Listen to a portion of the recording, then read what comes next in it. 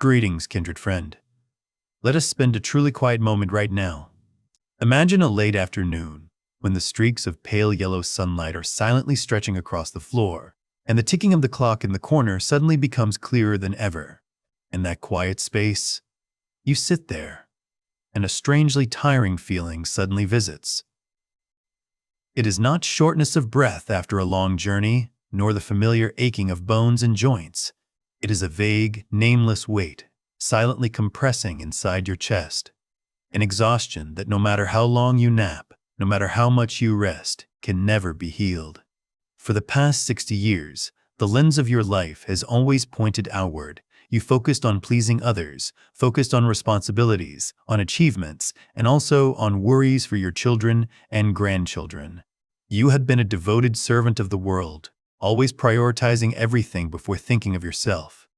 But dear friend, have you ever asked yourself, what would happen if tonight you turn that lens around to truly see yourself? We often hastily blame age, but the wisdom of awakening will gift you a completely different, liberating truth. What if the heaviest part of aging isn't in the knees, but in the heart? Perhaps the next chapter of your life is not for shouldering anything more.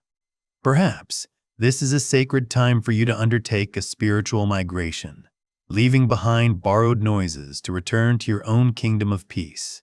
Tonight, I invite you to walk very slowly with me through 8 lessons on letting go. We will not learn how to take more, but learn how to set down what no longer serves your soul. Take a very deep breath. Loosen your shoulders, because your journey to rediscover true relief officially begins here. Lesson 1. Nourishing Freshness. When the soul has no age. Dear friend, there is a silent voice that often echoes in the mind when old age arrives. It is the sound of turning the last page in a book. Many people tell themselves, I have tasted enough of life. I have seen everything in this world. Now is the time to rest and repeat what is known. We inadvertently believe that learning is the privilege of youth, and our task is only to gnaw on old memories. However, in the wisdom of the Buddha, life is a flow that never stands still. Let us go back in time together to the Jetavana monastery over 2,000 years ago. Imagine Venerable Ananda, the devoted attendant of the world-honored one. Even after turning 80, when his hair was as white as frost and his hands bore the marks of time, the Venerable still always maintained the humble mindset of a student. He never said, I have heard enough. At every Dharma talk, his eyes still lit up with a primal joy like a child seeing the moonlight for the first time. The Venerable understood that the moment we stop being curious about life is exactly the moment we begin to wither from within.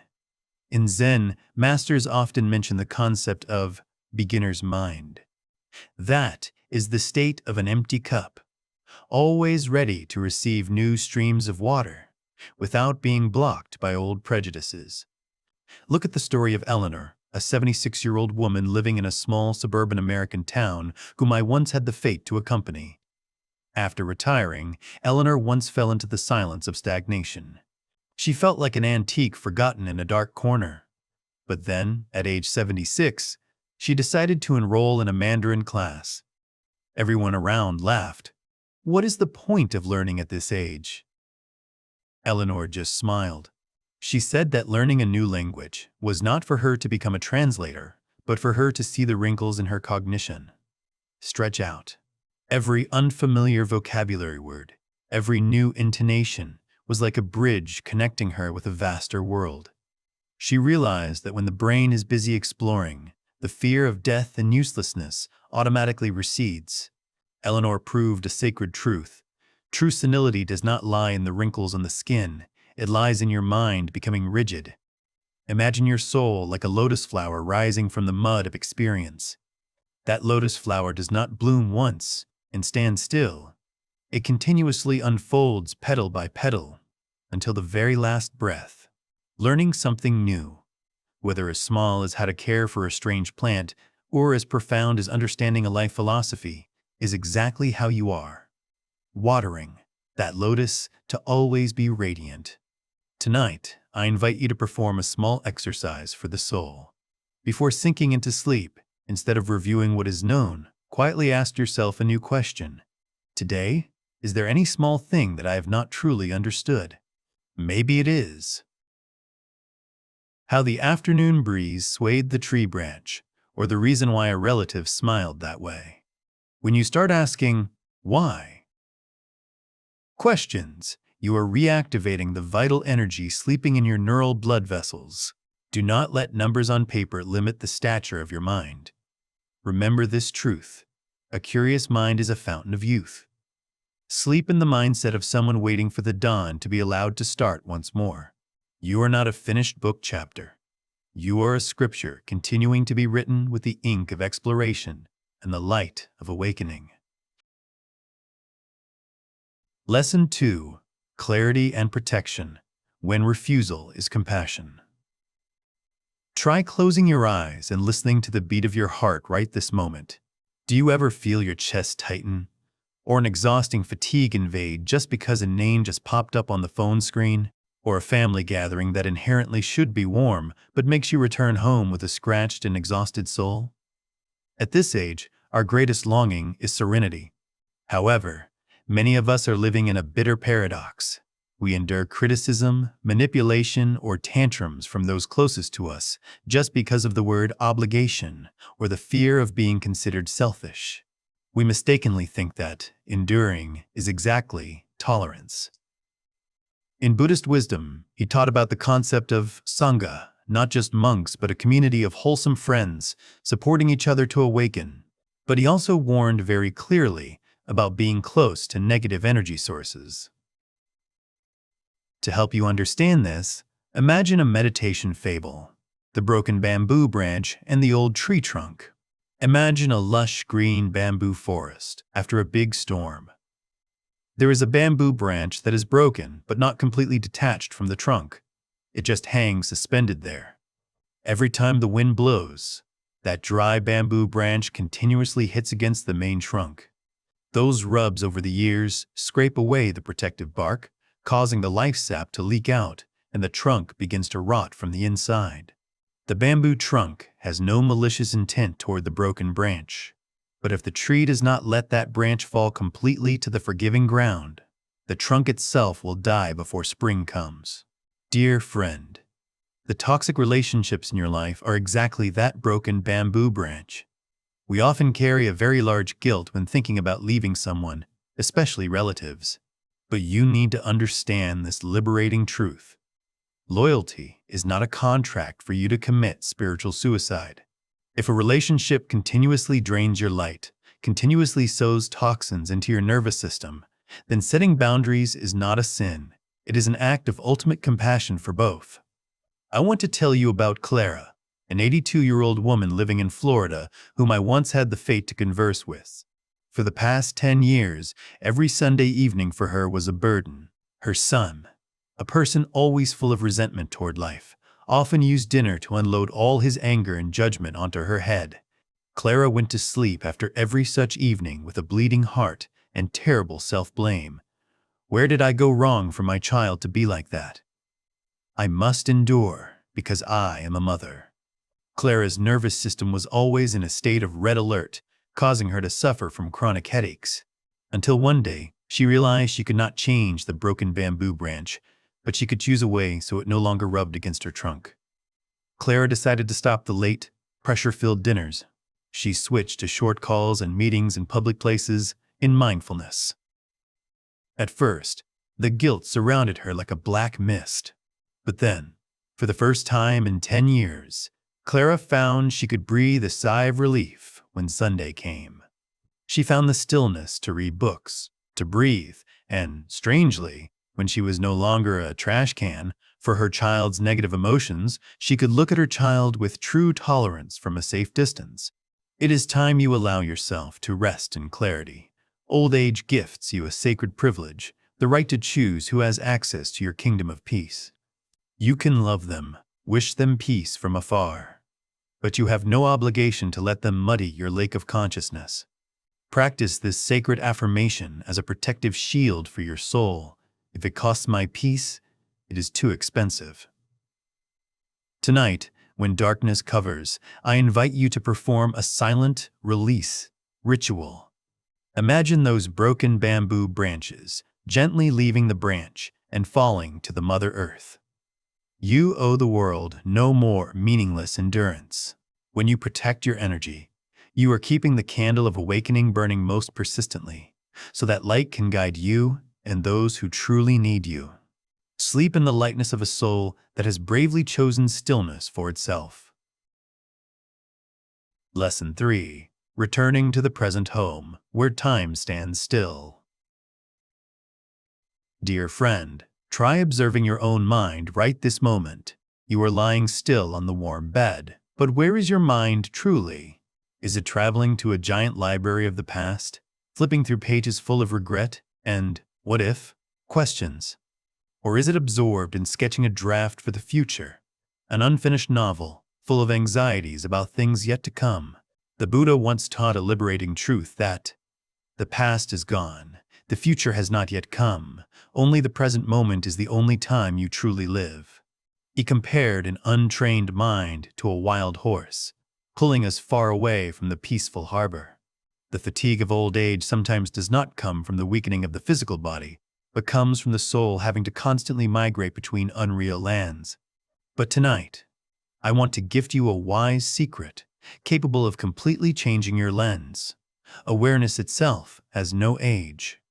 Try thinking about it. The I observing the world through your eyes right now. The I listening to this voice. Is it any different from the I when you were 18 or 20? The form may age, memories may thicken, but pure awareness is always whole and still like the moonlight. When you bring your mind back exactly to where the physical body is present, time suddenly loses its power to hurt you. I invite you to practice the art of returning, right in the smallest things of tomorrow. When you lift a warm cup of tea in the early morning, let the whole world dissolve, leaving only the warmth spreading in the palm and the pure flavor on the tip of the tongue. When you walk in the yard, feel the contact of the soles of the feet with the tolerant Mother Earth. Do not walk to get anywhere, walk to know you have arrived in every footstep. Science calls this the flow state. When the brain stops running default anxiety programs to completely merge into sensory experience. At this time, your nervous system will receive an ultimate safety signal. There is nothing left to fix, nothing left to chase after. You do not need to be young again to feel full of vitality. You only need to be present to see you have never lost life. Engrave this truth into your heart before sinking into deep sleep. In awareness of the present moment, there is no aging. Tonight, you do not need to do anything more. Do not try to solve yesterday, nor try to prepare for tomorrow. Just simply be present here, in this heaving breath, in this warmth. You are at home, you are safe, and in the stillness of the present, your soul is always fresh, as in the beginning. Lesson 4. The Dance of Change. Sovereignty amidst impermanence. Try looking out at the old forest out there when autumn knocks on the door. Do you see that the leaves do not wail when they transition from green to brilliant yellow, then quietly fall back to the roots? The great ancient tree stands there, not forcing summer to last a single second longer. It understands that letting go is necessary for the life sap to be withdrawn to the core, preparing for a new rebirth. In the wisdom of the Buddha, this law is called anicca impermanence. Impermanence is not a sad threat. It is actually the breath of life. Imagine, if a flower never withered, it would only be an inanimate plastic flower. It is precisely because the petals will fall that its fragrance and color at this moment become so sacred and precious. In the twilight years, the reality of change becomes clearer than ever. You see it in the fatigue of knee joints, in the silence of the house when the children have their own horizons, and even in the farewells to soulmates from the same generation. The natural human reaction is fear and resistance. We want to freeze time. want everything to be forever like the old golden days. But dear friend, let me gift you a liberating truth to end this civil war. Engrave this truth into your heart. You are not what changes. You are the awareness witnessing the change. To help your soul truly be free, ancient wisdom left us the 5 sacred contemplations. Do not read them like sentences. Hear them like compassionate reminders so your nervous system stops bracing itself to resist. First, whisper, "This body is of the nature to age. I cannot escape aging." Second, "This body is of the nature to be sick. I cannot escape sickness." Third, "I am of the nature to die. I cannot escape the end of this form." Fourth, "All things and everyone I love are of the nature to change. I cannot escape separation." And fifth, "I am the owner of the kind and wise actions I have sown. That is the only luggage I carry." Do you feel what just happened? When you bravely name these truths, the silent fear for so long suddenly loses its hiding place. Just like you turning on the light in a dark room, the anxiety monsters are actually just shadows of resistance. Imagine life like the 4 seasons of heaven and earth. Youth is passionate. Spring, middle age is dazzling. Summer. And now you are stepping into ripening autumn and preparing for still winter. In nature, no season is wrong. Winter is not death. Winter is the deepest rest of life. Your body slows down, not because you are losing, but because the universe is inviting you to let go of surface agitations to touch the profound core of wisdom inside. Tonight, I invite you to perform a small practice of wisdom. Every time you feel a change arising, whether a physical pain or a ripple in the heart, take a deep breath, smile at that feeling and whisper, "Everything is changing." And that is very beautiful. When you accept that nothing is forever, you are no longer a victim of time. You become a part of the river of life, leisurely and endless. Impermanence does not take anything away from you. It is only teaching you how to cherish the present in the most sacred way. Sleep and trust in the flow of the universe, because you are exactly the eternal sky, where no matter how the clouds shift, the clarity inside you always remains intact as in the beginning. Lesson 5. Gratitude, Unearthing, the Spring of Sovereign Bliss. Dear friend, try quietly looking back at your journey. Have we spent most of our lives believing in an illusion that happiness is a destination in the distance? We tell ourselves, "I will be at peace when this illness subsides. I will be happy when the children settle down," or "I will be serene when all these worries end." Inadvertently, we turn our lives into a series of lacks, always waiting for something to happen to be allowed to smile. But in the wisdom of the Buddha, there is a beautiful concept called sukha, profound bliss. Unlike the noisy excitement of youth, sukha is like a pure underground spring, flowing silently beneath the earth. It does not need strong external stimulations. It exists right in the stillness of the soul, when we no longer chase after distant things. Modern neuroscience has conducted astonishing studies on the brains of people who practice gratitude. They notice that when we focus on the positive things we have, the brain will reduce the production of cortisol, the stress-causing hormone, and instead release serotonin, helping lower heart rate and soothe the nervous system.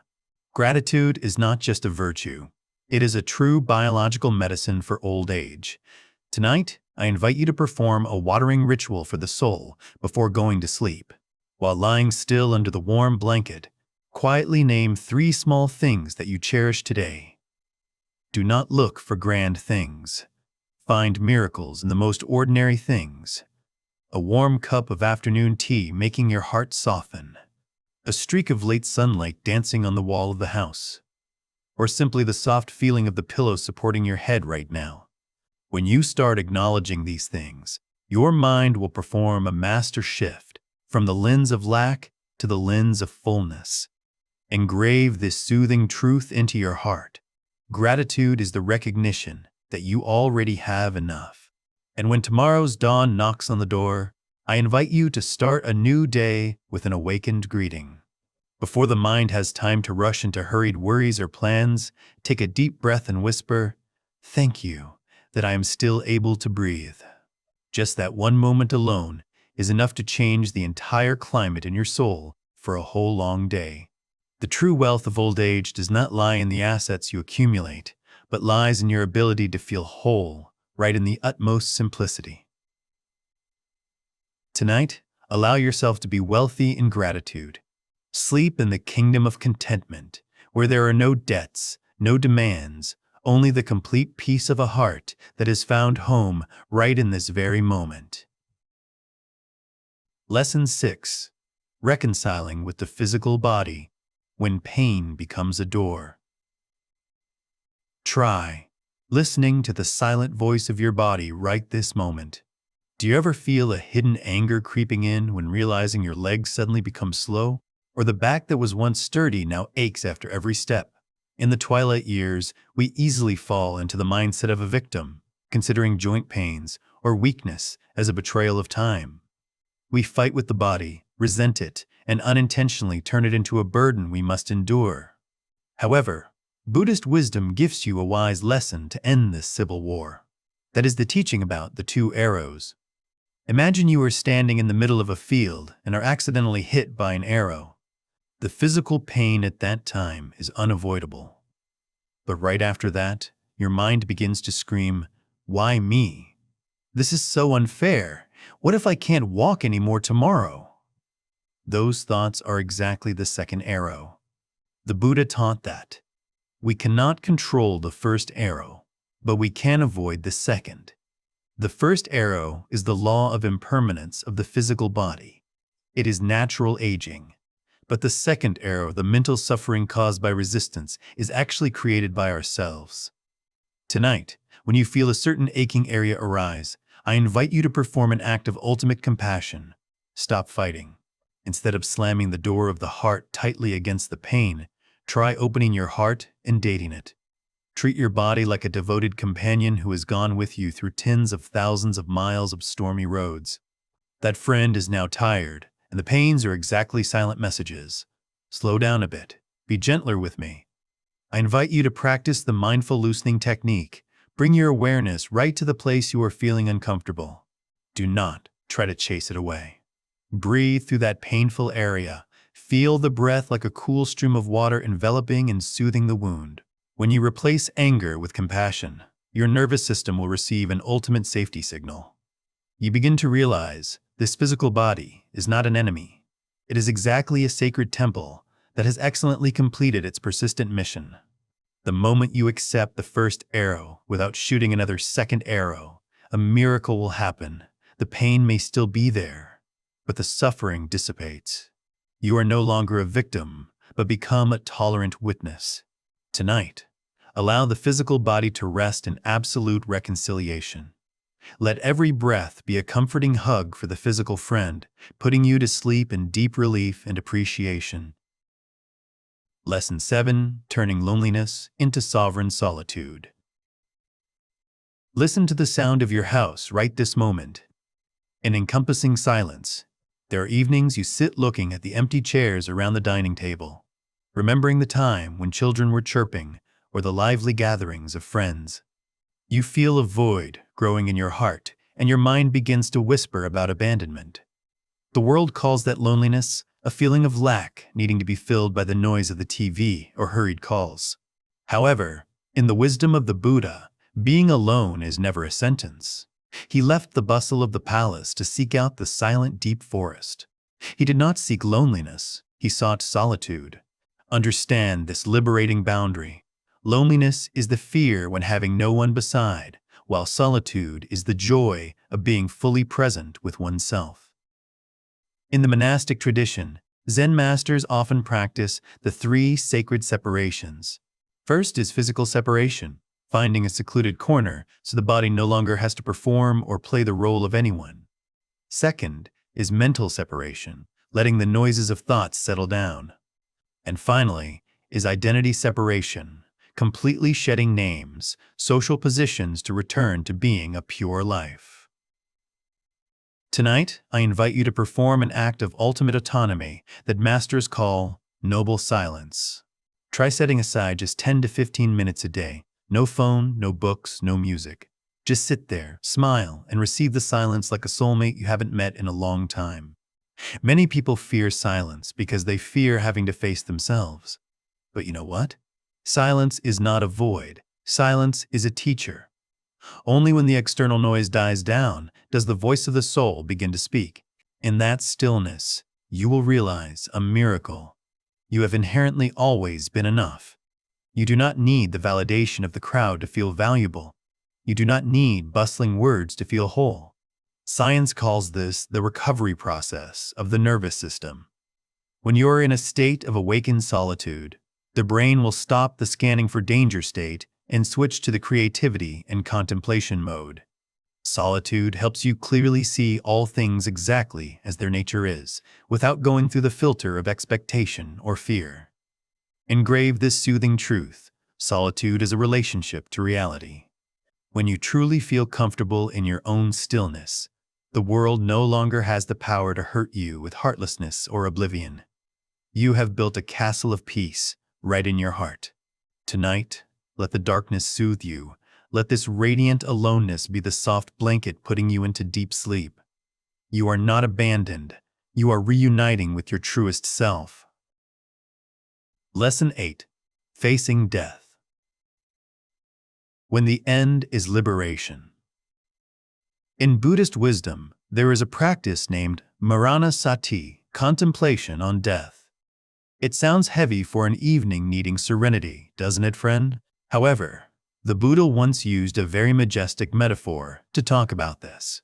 He taught that, of all the footprints of all species on earth, the elephant's footprint is the largest because it can encompass all other footprints.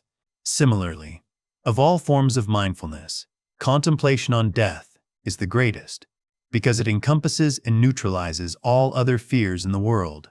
The reason we are exhausted by anxiety is because we always carry a silent illusion that we will last forever. We spend our whole lives building, accumulating, fixing everything. But in the twilight years, the reality of finitude begins to become clearer. You see it through the departure of friends from the same generation, through the sometimes skipped beat of your heart. The greatest fear right now is not death, but the fear of being vanished into nothingness. To soothe this existential pain, I invite you to look up at the night sky in your mind.